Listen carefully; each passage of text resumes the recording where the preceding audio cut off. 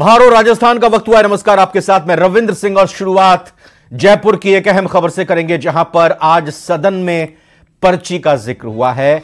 विधानसभा में नवनिर्वाचित विधायकों का प्रबोधन कार्यक्रम चल रहा था। सदन में उसी दौरान पर्ची का जिक्र हुआ तो ठहाके लगने लगे। दरअसल घनश्याम तिवाड़ी ने कहा, यह पर्ची बड़ी खतरनाक चीज है, जब यह निकलती है तो अच्छों के होश उड़ जाते हैं। सदन में इस दौरान जोरदार ठहाके लगे और पूरा सदन ठहाकों की गूंज से सराबोर हो गया। और जिस तरीके से, जिस अंदाज में उन्होंने इस बात को रखा, वो वाकई दिलचस्प रहा वहां मौजूद माननीय सदस्यों के लिए। तो सदन में पर्ची का जिक्र यहां घनश्याम तिवाड़ी की तरफ से किया गया। दरअसल ये विधानसभा में नवनिर्वाचित विधायकों का प्रबोधन कार्यक्रम था। अपनी बढ़ाई नहीं करनी चाहिए। मैं खुद कहना चाहता हूं आपसे निवेदन कि मैंने अपने 40 साल के संसदीय जीवन में एक भी डिजायर नहीं करी, और जो मंत्री था तो एक भी गवर्नमेंट ऑर्डर मैंने नहीं किया, ये मैं आपको बता दूं। इसलिए काम आप उसके बिना भी कर सकते हैं। तो पर्ची से ये पर्ची तो बड़ी खतरनाक है, जब ये निकलती है ना तो होश उड़ जाते हैं लोगों के। तो आपने सुना किस तरह से घनश्याम तिवाड़ी ने अपनी बात को रखा। आगे बढ़ते हुए आपको बताते हैं, मिशन 25 को लेकर बीजेपी प्रदेश मुख्यालय में बड़ी बैठक हुई है, जिसमें बीजेपी के सभी 7 मोर्चों के पदाधिकारी मौजूद रहे। बैठक में मोर्चों के जरिए अलग अलग वर्गों को साधने की रणनीति पर मंथन हुआ है। बैठक में प्रदेश अध्यक्ष सीपी जोशी और प्रदेश महामंत्री भी शामिल हुए। इसके अलावा मोर्चों के प्रभारी भी मौजूद रहे। बैठक में सभी मोर्चों को अलग अलग टास्क दिए गए। तो मिशन 25 को लेकर बीजेपी प्रदेश मुख्यालय में एक बड़ी बैठक हुई है। इस दौरान बीजेपी के सभी 7 मोर्चों के पदाधिकारी इस बैठक में मौजूद रहे। बैठक में मोर्चों के जरिए अलग अलग वर्गों को साधने की रणनीति पर मंथन हुआ है। बैठक में प्रदेश अध्यक्ष सीपी जोशी और प्रदेश महामंत्री भी में शामिल हुए। इसके अलावा मोर्चों के प्रभारी भी मौजूद रहे। बैठक में सभी मोर्चों को अलग अलग टास्क सौंपे गए।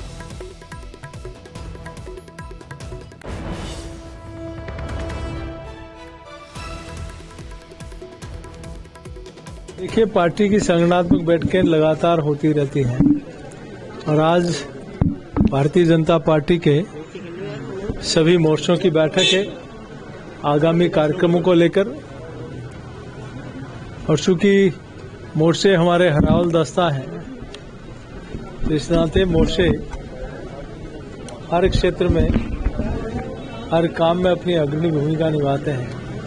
तो मोर्चों ने अपनी आगामी कार्य योजना बनाई है, उसको लेकर योजना और उस काम के क्रियान्वयन को लेकर आज बैठक रखी गई है। राजस्व मंत्री हेमंत मीणा ने आज सचिवालय के मुख्य भवन में पहुंचकर पदभार ग्रहण किया। पदभार लेने से पहले मंत्री ने पूजा अर्चना की, जिसके बाद विभाग के आला अधिकारियों से संवाद कर आगामी 18 जनवरी को होने वाली राजस्व विभाग की समीक्षा बैठक की। इस दौरान मंत्री मीणा ने कहा कि प्रदेश में राजस्व सुधार के लिए हर संभव प्रयास किया जाएगा। उन्होंने कहा कि अगले 100 दिनों की कार्य योजना पर चिंतन और मंथन भी किया जाएगा।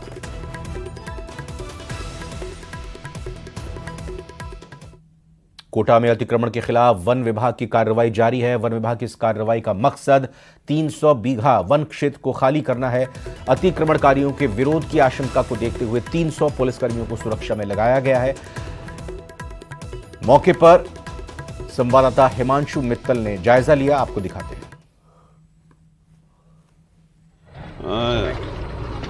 इसमें प्लॉटिंग करके बेचना शुरू कर दिया था। तो इस पे हमने, चूंकि अभी अभियान चल रहा है, तो इसी में हमने साथ में ये अवैध अतिक्रमण हटाने का भी। अप्रॉक्सीमेटली सर कितने मकान यहाँ पर अवैध बन चुके होंगे? ये करीब 200 इस प्लॉट में, जहाँ आज अपन ये ऑपरेशन एविक्शन का चल रहा है एनक्रोचमेंट का, तो इसमें नहीं करते हुए करीब 300 के आसपास ये छोटे बड़े कच्चे पक्के टापरे बने हुए हैं। टापरे प्लस ईंटों के चुने हुए 3 सेट डले हुए हैं। तो इनको आज हटाया जा रहा है। और जो ऑक्यूपाइड है और जहाँ कोई बीमारी है या ऐसा कोई बता रहे हैं साहब आज अभी, तो उनको चिन्हित कर दिया है, अनलिस्टेड कर दिया है, और उनको नोटिस दे दिया है कि भाई अगले 5-7 दिन में आप खाली करें। झुंझुनू में आरएएस मेंस की परीक्षा की तारीख को आगे बढ़ाने की मांग को लेकर अभ्यर्थियों के आंदोलन को एनएसयूआई ने अपना समर्थन दिया है। इन अभ्यर्थियों के समर्थन में झुंझुनू के मोरारका कॉलेज के गेट के बाहर एनएसयूआई कार्यकर्ताओं ने प्रदर्शन किया। इस दौरान आक्रोशित छात्रों ने राज्य सरकार के खिलाफ नारेबाजी की। छात्रों का कहना है कि पिछले सभी आरएएस मेंस एग्जाम को देखें तो सभी में 5 से लेकर 11 महीने तक का समय अभ्यर्थियों को दिया है, लेकिन अब यह सरकार 3 महीने में ही एग्जाम कराने की जिद कर रही है। अगर सरकार युवाओं की नहीं सुनती है तो आंदोलन को और तेज किया जाए। राजस्थान विश्वविद्यालय में पिछले 15 दिनों से लगातार आरएएस अभ्यर्थियों द्वारा जो ध्यान आकर्षक आंदोलन चल रहा है, आरएएस की जो एग्जाम उसकी तिथि को पोस्टपोन करने के लिए छात्रों द्वारा वहां पर जो प्रदर्शन किया जा रहा है, उसके समर्थन में झुंझुनू एनएसयूआई द्वारा आज यहां पर मोरारका कॉलेज के बाहर उनके समर्थन में तिथि जो परीक्षा की तिथि उसको आगे बढ़ाने के लिए लेकर प्रदर्शन किया जा रहा है। एक दिन का कोयले का स्टॉक बचा हुआ है, वहीं बाकी 13 यूनिट्स में भी 2 से 4 दिन का ही कोयला बचा हुआ है। इसे लेकर उत्पादन विभाग ने सीएम भजनलाल शर्मा को फीडबैक दी है, जिसके बाद सीएम भजनलाल ने केंद्रीय कोयला मंत्री और छत्तीसगढ़ के सीएम को पत्र भेजा है। आपको बता दें कि छत्तीसगढ़ में कोयला माइंस को खनन रुकने की वजह से यहां कोयला संकट गहरा गया है।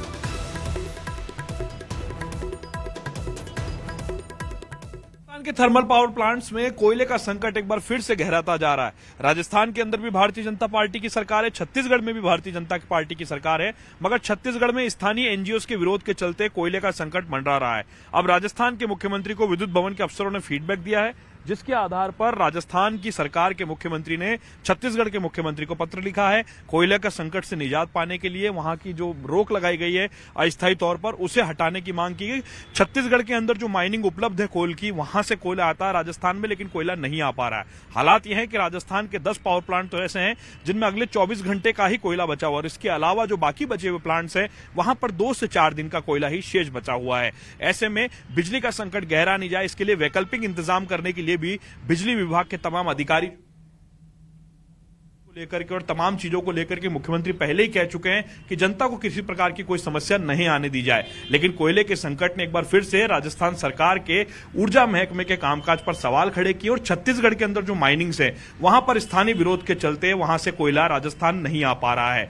अब वैकल्पिक इंतजामों को करने के साथ साथ ही राजस्थान की सरकार के सामने बड़ा चैलेंज है कि छत्तीसगढ़ में माइनिंग को फिर से शुरू किया जाए, और शुरू करने के साथ साथ राजस्थान के जो थर्मल पावर प्लांट्स है वहां पर कोयले की आपूर्ति को सुनिश्चित किया जाए, क्योंकि राजस्थान के अंदर 70% से अधिक जो बिजली की आपूर्ति है वो थर्मल पावर प्लांट से होती है। और अगर ये प्लांट्स किसी भी प्रकार से कोयले के संकट के चलते बंद होते हैं तो 2500 से 3000 मेगावाट का एक बड़ा पावर कट जो है, एक बड़ी बिजली की जो समस्या है वो देखने को मिल सकती है। फिलहाल तमाम बिजली विभाग के अधिकारी, ऊर्जा मंत्री सहित तमाम लोग जो है मुख्यमंत्री को अपना फीडबैक दे रहे हैं, और मुख्यमंत्री भी लगातार केंद्र के कोयला मंत्री और छत्तीसगढ़ के मुख्यमंत्री के लगातार संपर्क में है। उम्मीद की जानी चाहिए कोयले का संकट जल्दी दूर होगा। कैमरा पर्सन शेर सिंह के साथ लवली वधवा, न्यूज 18 जयपुर। प्रदेश में अवैध खनन के खिलाफ चलाए जा रहे अभियान के तहत चित्तौड़गढ़ में 5 विभागों की संयुक्त कार्रवाई से अवैध खनन व्यापारियों में हड़कंप मच गया। जिले में अलग अलग जगहों पर हुई कार्रवाई में 7 ट्रैक्टर, 2 जेसीबी, 3 डंपर समेत करीब 500 टन अवैध मिट्टी और पत्थर जब्त किए गए। साथ ही खनन में लगे वाहनों के ड्राइवर्स को भी डिटेन कर 13 लाख का चालान काटा गया, जिसमें से 1,29,000 की राशि वसूल की जा चुकी है। 5 विभाग आगे भी कार्रवाई जारी रखेंगे। पहले दिन की कार्रवाई से खनन माफियाओं में हड़कंप मच गया है।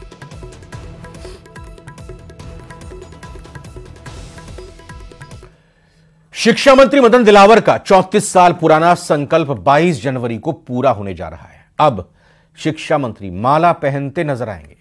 क्या है मदन दिलावर का वो संकल्प, आइए इस रिपोर्ट में देखते हैं। मदन दिलावर का संकल्प पूरा। 34 साल बाद शिक्षा मंत्री पहनेंगे माला।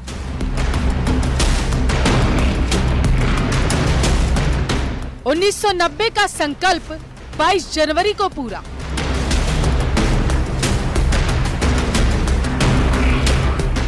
भजनलाल सरकार में शिक्षा मंत्री मदन दिलावर का 34 साल पुराना संकल्प पूरा हो गया है।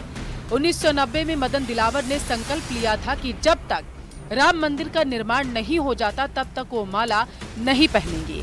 उनका ये संकल्प 22 जनवरी को पूरा होने वाला है। देश भर से जन सैलाब कार सेवा के लिए उमड़ रहा था, और ऐसे समय में मैंने ये संकल्प लिया कि जब तक श्री राम जन्मभूमि पर भव्य मंदिर का निर्माण नहीं हो जाता और भगवान राम उसमें नहीं विराज जाते जब तक मैं माला नहीं पहनूंगा। और आज तक वो मेरा संकल्प जारी है। मुझे खुशी इस बात की है कि मेरे जीते जी में भगवान राम का मंदिर बनता हुआ भी देख रहा हूं और उस भव्य मंदिर में भगवान राम विराजेंगे ये भी मैं देखूंगा। तब तक मैं माला नहीं पहनूंगा, यानी अब 22 जनवरी को माला पहनूंगा। 6 बार के विधायक और तीसरी बार मंत्री बने मदन दिलावर के लिए माला नहीं पहनने का संकल्प आसान नहीं था। एक जनप्रतिनिधि होने के नाते लोगों के बीच जाने पर स्वागत के दौरान कई बार माला लेकर अधिकारी और समर्थक पहुंच ही जाते हैं, लेकिन वो माला पहनने से पहले उन्हें रोक देते थे। तब उनसे माला नहीं पहनने का कारण पूछा जाता था, तब वो अपने संकल्प के बारे में लोगों को बताते थे। कई लोग जिद करते हैं हम तो माला पहनाएंगे ही। हमको बड़ी मुश्किल से समझाना पड़ता है कि मैं माला नहीं पहनता हूं भाई, नहीं पहनता हूं। पर कभी कभी साल 6 महीने में तो एक बार कोई जबरदस्ती डालता तो तुरंत हटाना पड़ता उसको। परंतु मैंने आज तक मेरे मन से कभी भी इन 34 सालों में माला नहीं पहनी है। 34 साल की राजनीतिक सफर में जनता जनार्दन से माला पहनने के लिए मना करना बड़ा चुनौती भरा होता है। लेकिन अब कुछ ही दिन की बात है जब मंत्री मदन दिलावर माला पहने हुए नजर आएंगे। 30 साल का लंबा इंतजार और संकल्प पूरा हो रहा है मदन दिलावर का, जो कि अपने आप में खास था कि जब तक रामलला विराजमान नहीं होंगे, मंदिर का भव्य उद्घाटन नहीं होगा, मैं माला नहीं पहनूंगा। हिमांशु मित्तल, न्यूज़ 18 कोटा। राम मंदिर बन रहा है, लेकिन इसके पीछे भक्तों के संघर्ष की लंबी कहानी है। उन कार सेवकों को तो बिल्कुल भी नजरअंदाज नहीं किया जा सकता, जिन्होंने अपना जीवन ही राम की राह में होम कर दिया। संघर्ष के दौर में जो लोग सही सलामत बचे, वो आज पुराने दिन याद कर संतोष महसूस कर रहे हैं। उन्हीं में से एक हैं दिलीप शुक्ला। सुनते हैं क्या है दिलीप शुक्ला की कहानी।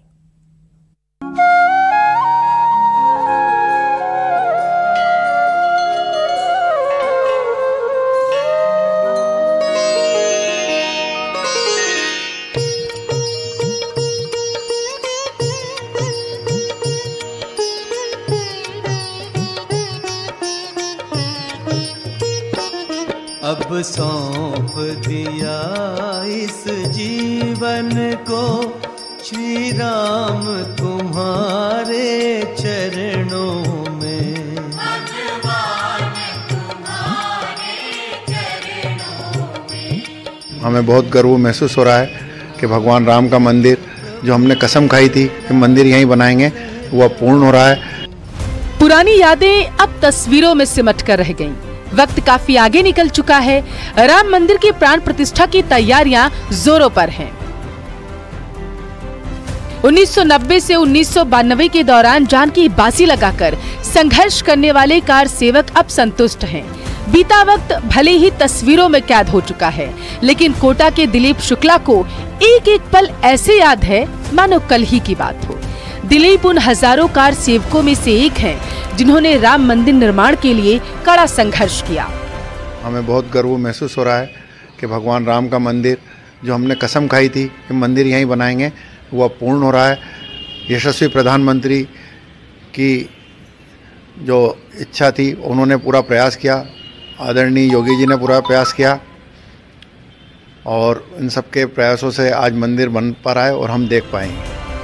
22 जनवरी को भगवान रामलला अपने भव्य मंदिर में विराजमान होने वाले हैं।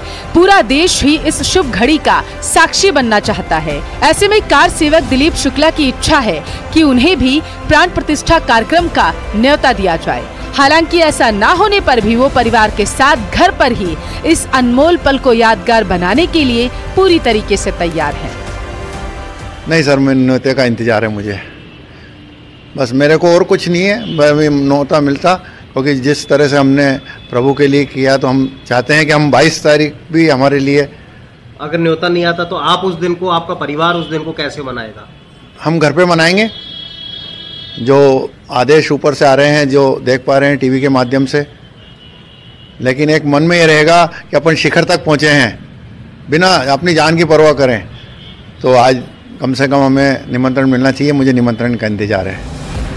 22 जनवरी वो तारीख है जब राम जन्म स्थान पर भव्य राम मंदिर का स्वप्न साकार होने वाला है।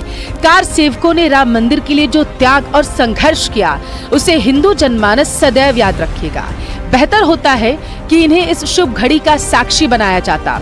आखिर इनकी ही बदौलत आज ये शुभ घड़ी आई है, जब अयोध्या के भव्य मंदिर में श्री राम विराजमान होने जा रहे हैं। कोटा से न्यूज़ 18 राजस्थान के लिए हिमांशु मित्तल की रिपोर्ट। और ये बीकानेर की एक बड़ी खबर आपको बताते हैं, जहां पर पूर्व मंत्री गोविंद राम मेघवाल के भाई को डिटेन किया गया। गोविंद राम मेघवाल के भाई लक्ष्मण को पुलिस ने डिटेन किया है। पीले चावल बांटने के दौरान अभद्रता की थी। राम मंदिर प्राण प्रतिष्ठा समारोह के लिए पीले चावल बांटे जा रहे थे। पूगल थाने में मामला दर्ज कराया गया था। लक्ष्मण पर पहले भी कई आपराधिक मामले दर्ज हैं। तो बीकानेर की बड़ी खबर आपको बता रहे हैं, जहां पर पूर्व मंत्री गोविंद राम मेघवाल के भाई को डिटेन किया गया है। गोविंद राम मेघवाल के भाई लक्ष्मण को पुलिस ने डिटेन किया है। आपको बता दें कि पीले चावल बांटने के दौरान अभद्रता की बात इनकी तरफ से सामने आई थी। राम मंदिर प्राण प्रतिष्ठा समारोह के लिए पीले चावल इनकी तरफ से बांटे जा रहे थे, तभी यह विवाद हुआ। पूगल थाने में मामला दर्ज कराया गया था इनके खिलाफ। लक्ष्मण पर पहले भी कई आपराधिक मामले दर्ज हैं।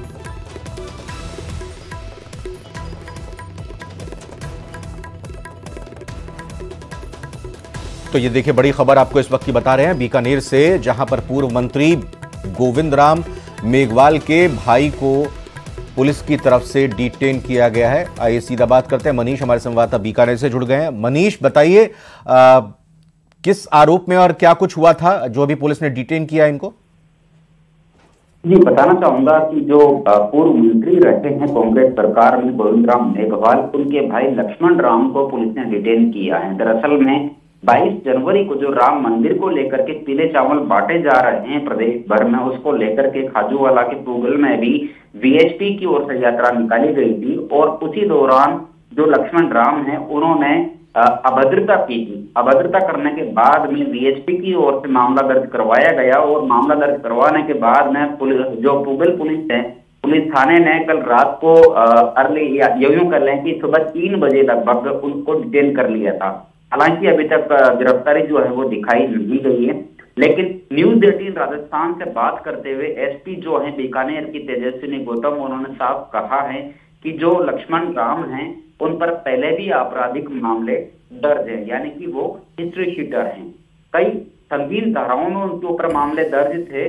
और आपको बता दें कि जो गोविंद राम मेघवाल हैं, उनका और उनके भाई का इस तरह से कभी भी इनकी जोरों में आना एकदम नॉर्मल बात है, क्योंकि गोविंद राम भी जब मंत्री पद पर रहते हुए उन्होंने भी कई दफा ऐसी बातें कही थी जिनके चलते लोगों की भावनाएं आहत हो गई थी।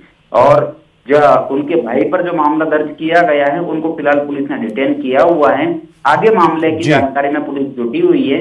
वहीं पर पूगल जो कस्बा है, वहां पर पुलिस थाने के बाहर लोगों ने टायर जलाकर के प्रदर्शन भी किया। बिल्कुल, बिल्कुल। मनीष, आपका बहुत बहुत धन्यवाद इस खबर को ब्रेक करने के साथ ही जानकारी देने के लिए। मनीष ने बताया कि पूर्व मंत्री गोविंद राम मेघवाल के भाई लक्ष्मण राम, जो कि वीएचपी की तरफ से पिछले दिनों कार्यक्रम हो रहा था, पीले चावल बांटे जा रहे थे, उसमें उन्होंने अभद्रता की थी और फिर पुलिस में मामला जब दर्ज हुआ, अभी डिटेन किया गया है। फिलहाल इसी बड़ी खबर के साथ बुलेटिन में इतना ही। आप बने रहिए न्यूज़ 18 राजस्थान के साथ।